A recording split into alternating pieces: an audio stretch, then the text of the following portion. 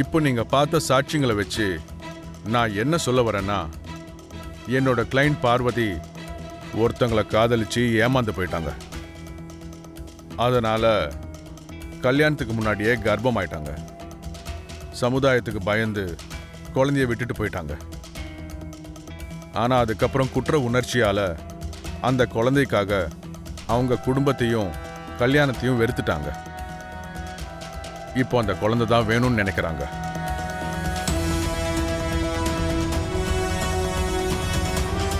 அந்த குழந்தை தான் பார்வதி குழந்தைன்னு டெலிவரி பார்த்த ஹெட் நர்ஸ் இப்போ சாட்சி சொன்னாங்க.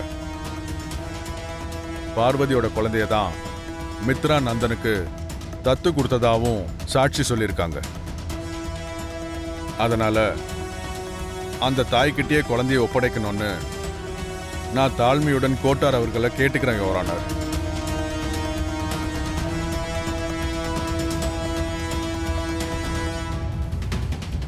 இல்லாத ஆதாரத்தை எங்கிருந்து எடுத்துட்டு வர போறீங்க மிஸ்டர் அர்ஜுன்? காத்துல உருவாக்க போறீங்களா? ஆதாரம் உருவாக்கப்படுறதில்ல, சோதிக்க தான் செய்வாங்க.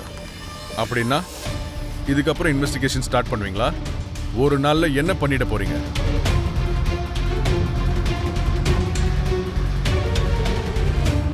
நான் ஒரு நாள் டெல்லிக்கு லேட்டா போறதை தவிர வேற எதுவும் நடக்காது. மை லார்ட், தேவையில்லாம மிஸ்டர் அர்ஜுன் என்னோட டைமை வேஸ்ட் பண்றாரு. என்னோட கிளைண்ட்டை தேவையில்லாம கஷ்டப்படுத்துறாரு. சாட்சி எல்லாம் எங்களுக்கு தான் ஃபேவரா இருக்கு. அதனால உடனே தீர்ப்பை கொடுக்கணும்னு நான் கோர்ட்டை கேட்டுக்கிறேன்.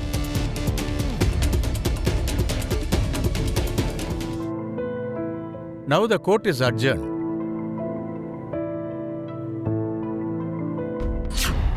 லாயர்ஸ் இப்ப கோர்ட்ல இருந்து வெளியே வராங்க. ஜட்ஜ்மெண்ட் பெத்த தாய் பக்கம் வந்திருக்கா இல்ல வளர்த்த அப்பா பக்கம் வந்திருக்கான்னு லாயர் சாணக்கியா சார் கிட்ட கேட்டு தெரிஞ்சுக்கலாம். Sir sir sir Chanakya sir, உள்ள கோர்ட்ல என்னாச்சு சார்? தீர்ப்பு யார் பக்கம் வந்திருக்கு? நான் இன்வால்வ் ஆனதுக்கு அப்புறம் கேஸ் திசை மீறி போகுமா? எல்லாம் எங்களுக்கு சாதகமா தான் இருக்கு. அப்படின்னா தீர்ப்பு பார்வதிக்கு சாதகமா தான் வருமா? விசாரணைய நாளைக்கு ஒத்தி வச்சிருக்காங்க. ஆனா தீர்ப்பு இன்னைக்கே வந்த மாதிரி தான். லக்கி பாப்பா என் கிளைண்ட் பார்வதி கிட்ட தான் போவாங்க. இந்த விஷயத்தை ஜட்ஜ் சார் கன்ஃபார்ம் பண்ணாரா? நான் தான் சொல்றேனே, நியாயம் எங்க பக்கம் தான் இருக்கு. அதனால கண்டிப்பா நாங்க தான் ஜெயிப்போம். ஆக்சுவலா இந்த மாதிரி சின்ன சின்ன கேஸ்க்காக நான் தேவையில்லாம டெல்லியிலேருந்து வந்துட்டோன்னு தோணுது. என் ஜூனியர் லாயர் வந்திருந்தா கூட இந்த கேஸை நாங்கள் ஜெயிச்சிருப்போம். அப்படின்னா லாயர் அர்ஜுன் உங்களுக்கு எந்த மாதிரி டிஃபென்ஸும் கொடுக்கலையா? அது அவர்கிட்ட கேட்டால் நல்லா இருக்கும். கருப்பு கோட்டை போட்டுட்டு வந்து தலை குனிஞ்சு நின்னாரு.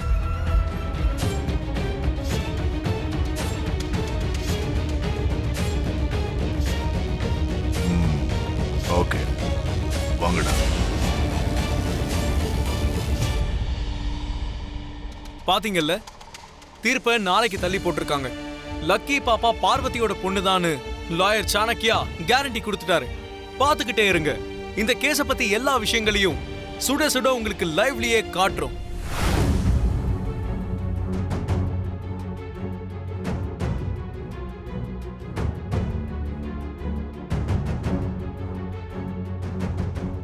மித்ரா, இந்த கேஸ்க்கு அர்ஜுன் வேண்டாம். அவரால கோர்ட்ல வாய திறந்து பேசக்கூட முடியல. வாய்தா கேட்கறது தவிர வேற என்ன அவரால செய்ய முடிஞ்சது? நம்ம வேற லாயரை பாக்குறதா நல்லது.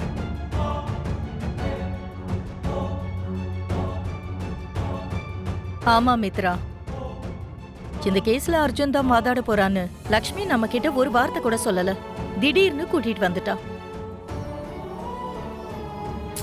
ஆன்ட்டி, மானம் போறதெல்லாம் விடுங்க.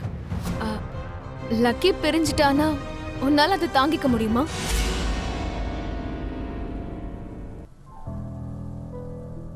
பாரு, நான் நல்லதுக்காக தான் சொல்றேன். நம்ம ஒரு நல்ல லாயரா பார்க்கலாம். நீயே யோசிச்சு பாரு.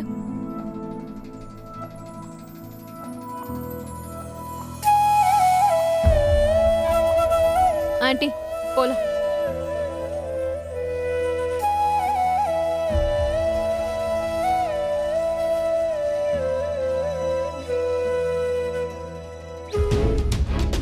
மனிஷா, நம்ம போட்ட பிளான் ஒர்க் அவுட் ஆகும்னு நினைக்கிறியா? மித்ரா அர்ஜுனை விட்டுட்டு வேற லாயரை அரேஞ்ச் பண்ணுவானா? கண்டிப்பா அரேஞ்ச் பண்ணுவான். லக்கிய மிஸ் பண்ண முடியாது இல்லையா? ஆனா நம்ம இங்க ஒரு லாஜிக்க மிஸ் பண்றோம். இப்போ நம்மளோட தேவை கேஸ்ல தோக்குறது. மித்ரா நல்ல லாயரை வச்சா கேஸ்ல ஜெயிச்சு எல்லாம் அவனுக்கு சாதகமாயிடுமே. டென்ஷன் ஆகாதீங்க ஆன்ட்டி. அந்த டெல்லி லாயர் கூட யாராலையும் போட்டி போட முடியாது. நீங்க எதுக்கும் கவலைப்படாதீங்க. ஆனா இந்த கேஸ்ல அர்ஜுன் இருக்கிறதா நமக்கு டென்ஷனே. டாட், உங்களுக்கு தெரிஞ்ச ஒரு நல்ல லாயரா பாருங்க. அர்ஜுன் இந்த கேஸுக்கு வேண்டாம். அது இல்ல மித்ரா, அர்ஜுன். ப்ளீஸ் டாட், எனக்கு லக்கி தான் இம்பார்ட்டன்ட். நாம எப்படியாவது இந்த கேஸை ஜெயிச்சே ஆகணும். நாளைக்குள்ள ஒரு நல்ல லாயர் அரேஞ்ச் பண்ணுங்க. என்னங்க? இல்லங்க, அர்ஜுன் கூட ரொம்ப நல்ல லாயர்.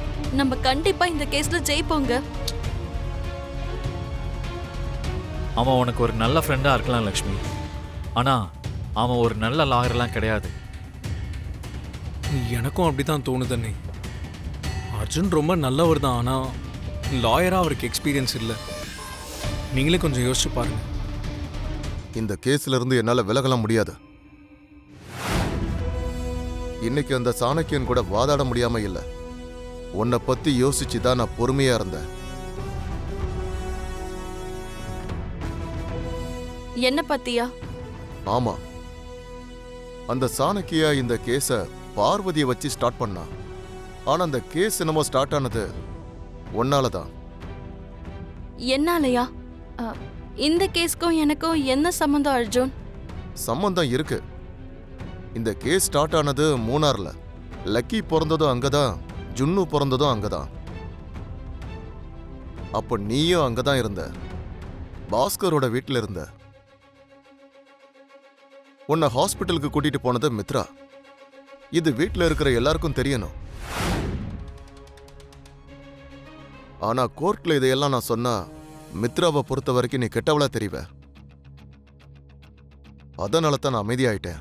நான் மூணார்ல இருந்ததுக்கும் லக்கி பிறந்ததுக்கும் என்ன சம்பந்தம் இருக்கு அர்ஜுன்? சரி, அதையெல்லாம் விடு, நான் பாத்துக்கிறேன் லக்ஷ்மி. நீ பாஸ்கர் வீட்டுல இருந்தத நான் வெளியில சொல்றதுக்கு நீ ஒத்துக்கிட்டா மட்டும் போதும். நாளைக்கு நடக்க போற கோர்ட் விசாரணை வேற மாதிரி இருக்கும். லக்கிய நல்லபடியா மித்ரா கிட்ட ஒப்படைப்பேன். பை சான்ஸ் நீ அங்கேயே இருந்துட்டு இதை ஏன் என்கிட்ட முன்னாடியே சொல்லலன்னு மித்ரா கோவப்படுறதுக்கும் வாய்ப்பு இருக்கு.